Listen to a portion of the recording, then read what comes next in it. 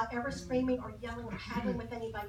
I kept the doctors here at the hospital that couldn't help them. I kept them in the loop because I didn't want bad blood with them. And I assured them that once we were finished here in Chicago, we would come back and we would be using their good care there. So the last thing is, Kristina, okay, good. So let me just tell you this. So we're back to the workers' comp thing. So now that he's alive and he is doing well, and let me tell you, he did so well. May the 10th heart transplant.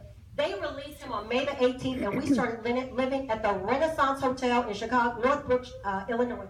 It was amazing. I have a picture of him 14 days after his heart transplant, after we went to Macy's, and he bought me a Brahma bag for saving his life. We went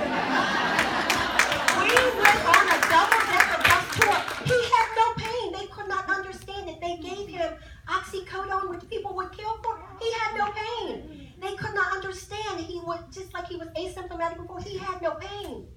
We were sightseeing. I have pictures of us at Smith & Walensky in Chicago.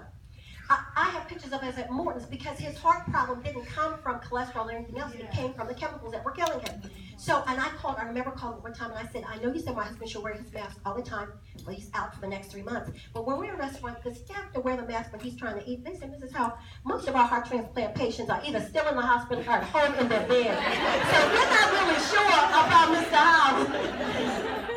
Okay. So we basically, instead of making us live there for 2 years like they ask you to do whenever you have a heart transplant, I convinced them, check him for 4 weeks, and I promise I will bring my husband back every 2 weeks to Chicago for the next 3 months, and then once a month for the next 2 years until you guys give him a clean bill of health. And that's what we did.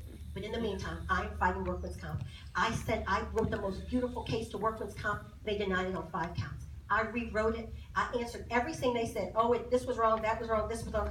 Answered the 5 points, sent it back to them. They denied it again. And then they issued 3 other points that they were denying for. I addressed those points. Because see, I used to work for an attorney, so I kind of knew how to handle some legalese. But I remember, I didn't fight with them. I didn't get contentious. I wanted what I wanted, and I thought that they could give it to us. They denied it the 3rd time. So he's like, well, I guess that's that. I'm like, you got a heart, are you kidding me? There's an appeals board. So we went to the Employees Compensation Appeals Board, and I wrote a document like you would never believe. I'm still so proud of it, 28 pages. I researched every chemical that my husband ever came in contact with while he worked at the U.S. Senate. I went on the websites of every single company, whether it was Pristo or whether it was Kodak, and whatever that manufacturer statistic data sheet said, I downloaded, and everywhere it said, arrhythmia, tachycardia, cardiomyopathy, I highlighted that. I presented that to the Employees Compensation Appeals Board. They overturned all the appeals and said, you all have to give this case another try. Okay, that was April of 2015. We still don't hear anything, 2016. We still don't hear anything. They're not doing anything at all. And I'm like, are you kidding me? I contacted the office and they said, we'll look at your case in 10 months. And I thought, okay. You got to ask for what you want, but you got to ask the right people. So I thought, well, let me ask Barbara Mikulski if she can help me. So I reached out to Barbara Mikulski. She wrote a letter. We get an instant reply. They're going to look into it. They're going to assign somebody to the case. 3 months passed. Nothing's gone. I'm like, okay, well, Barbara's on the way out, so she's not too interested in, she's not going to be a senator anymore, and her employees are trying to find new jobs. Let me go with Ben Carter. So I wrote his office. They contacted me, and they got somebody assigned. But now, it's still, nothing is happening. I'm all the way 6 months in after they said, and then nothing is happening. So I said to my husband, if we don't hear something before we go on vacation on December the 25th, I'm going to write the president.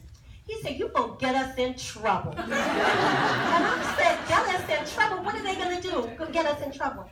So on December the 20th, I mailed a letter to President Barack Hussein Obama, First Lady Michelle Obama, Vice President Joe Biden, Barbara Mikulski, for good measure to keep her in the loop, and also Ben Carter. On January the 20th of 2016, I received a letter from Workers' Compensation that said, addressed to my husband, of course, but it was all me because I wrote it off.